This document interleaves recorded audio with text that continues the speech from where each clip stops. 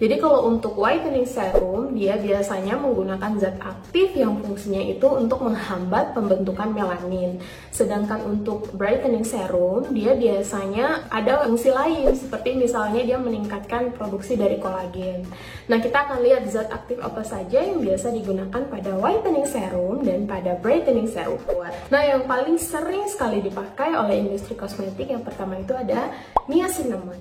Nih, aku punya nih beberapa rekomendasi produk. Biasanya untuk kalian yang punya kulit wajah tidak merata atau yang kita biasa sebut uneven skin tone, nah itu kalian bisa juga pilih sediaan-sediaan kosmetik atau serum mengandung vitamin C. Nah, yang menarik dari glutathione, dia itu bisa spesifik menghambat pembentukan eumelanin, tapi dia bisa menstimulasi produksi dari eumelanin. Nah, eumelanin itu kan pigmen kemerahan. Jadi pigmen kecoklatannya itu dihambat dan pigmen kemerahannya itu distimulasi.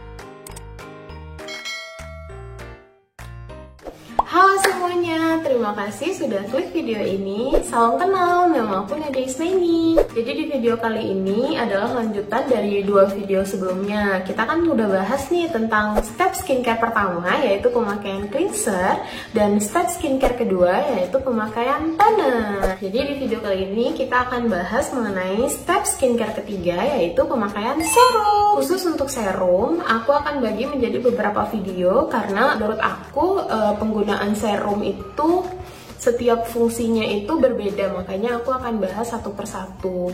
Nah, di video kali ini aku akan bahas mengenai brightening dan whitening serum. Sebelum kita masuk ke produknya, kita harus tahu dulu nih serum itu apa. Jadi serum adalah serangkaian step skincare yang konsistensinya itu cenderung lebih cair dan partikelnya itu jauh lebih kecil dan konsentrasi zat aktifnya jauh lebih tinggi. Jadi karena konsentrasi zat aktif lebih tinggi dan partikelnya lebih kecil, dia lebih mudah menyerap ke lapisan kulit dan memberikan efek yang lebih maksimal. Itulah kenapa serum itu menjadi sangat penting dalam serangkaian step skincare. Karena kita akan bahas tentang whitening dan brightening serum, kita harus tahu dulu nih bedanya apa. Jadi kalau untuk whitening serum, dia biasanya menggunakan zat aktif yang fungsinya itu untuk menghambat pembentukan melanin. Sedangkan untuk brightening serum, dia biasanya ada fungsi lain, seperti misalnya dia meningkatkan produksi dari kolagen. Nah, kita akan lihat zat aktif apa saja yang biasa digunakan pada whitening serum dan pada brightening serum. Yang pertama, kita akan masuk ke whitening serum nih. Di whitening serum kita punya namanya alpha arbutin dan beta arbutin. Jadi alpha dan beta arbutin merupakan turunan dari hidroquinon yang merupakan salah satu zat aktif yang fungsinya sebagai pemutih yang sudah banyak di-ban di banyak negara. Tapi alpha dan beta arbutin ini cenderung jauh lebih aman dari hidroquinon sehingga masih banyak digunakan pada sediaan kosmetik. Salah satunya adalah serum whitening. Nah, alpha dan beta arbutin ini yang paling sering dipakai di kosmetik itu bentuk alpha arbutin. Karena alpha arbutin itu dia walaupun disintesisnya menggunakan lebih banyak biaya, tapi dilihat lebih efektif untuk memberikan efek whitening. Sehingga beta arbutin itu jarang sekali dipakai di sediaan kosmetik. Alpha dan beta arbutin ini dia bisa disintesis dari buah beri-beri nih, bisa dari mulberry dan lain-lain. Konsentrasi yang biasa dipakai itu biasanya 1-2%.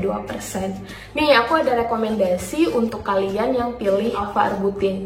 Oh iya, sebelumnya alpha arbutin ini bisa dipakai untuk kalian yang ingin membuat kulit kalian itu lebih cerah daripada sebelumnya. Karena dia fungsinya itu menghambat pembentukan melanin. Nah, melanin itu kan dia ada dua, ada eumelanin dan ada theumelanin. Eumelanin itu adalah pigmen kecoklatan dan theumelanin adalah pigmen kemerahan. Nah, alpha arbutin ini dia menghambat keduanya sehingga membuat kulit kita tampak lebih cerah. Begitu. Rekomendasi produk yang biasa menggunakan zat aktif alpha arbutin ini ada The Ordinary Serum. Yang kedua, kita punya kojic acid. Nah, kojic acid ini dia diproduksi oleh jamur, tapi dia fungsinya mirip seperti alpha arbutin tadi, dia menghambat produksi dari melanin. Penggunaannya itu sudah cukup banyak, biasa dipakai 1% di giaan, tapi aku jarang nih nemuin produk yang menggunakan kojic acid tunggal. Biasanya dia dikombinasi, makanya kayaknya aku belum bisa nyaranin deh produk yang mengandung kojic acid. Nanti mungkin kalau kalian punya saran, kalian bisa komen di bawah ya. Kita langsung masuk aja ke brightening serum.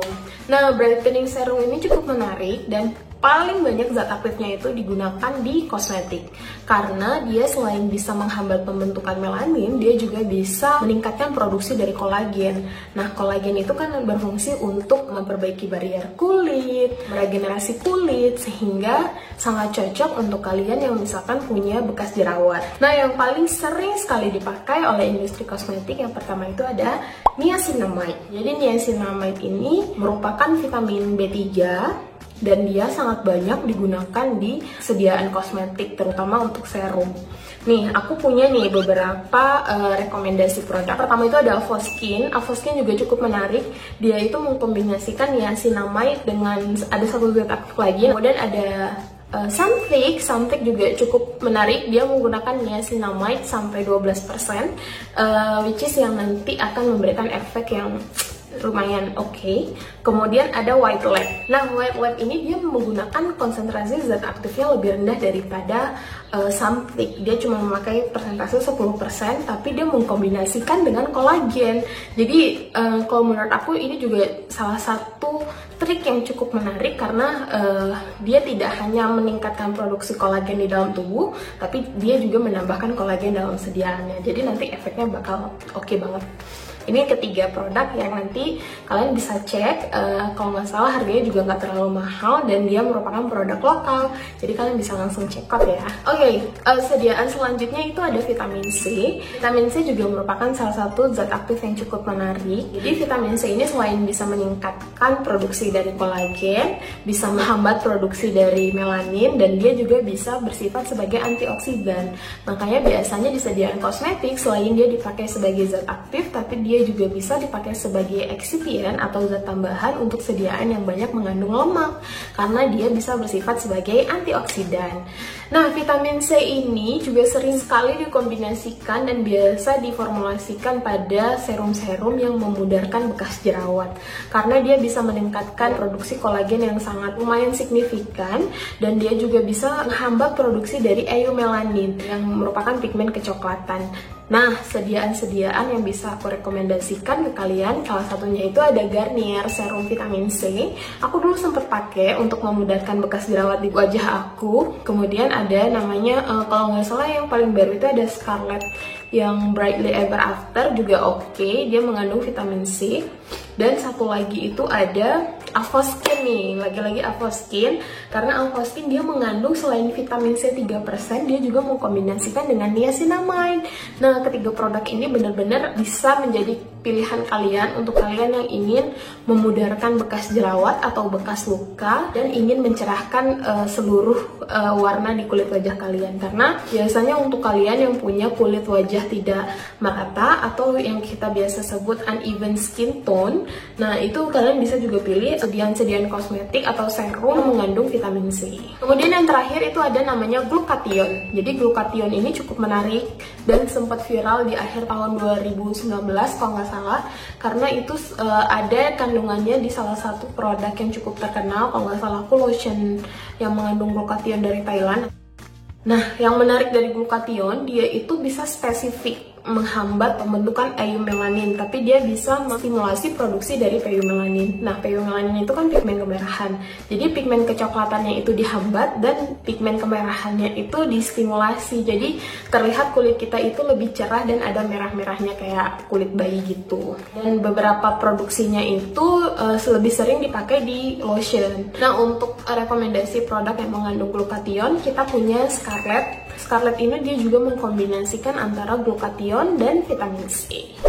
Nah, jadi itu adalah rekomendasi beberapa produk brightening dan whitening serum. Nah, ingat ya, serum merupakan salah satu bentuk skincare yang efeknya itu paling cepat dibandingkan yang lain. Biasa 2 minggu itu sudah terlihat efeknya. Jadi kalau kalian terutama yang punya masalah mengenai bekas jerawat, saran aku kalian langsung aja pilih serum yang mengandung vitamin C, niacinamide, atau bahkan glutathione. Dan produknya nanti kalian bisa lihat lagi.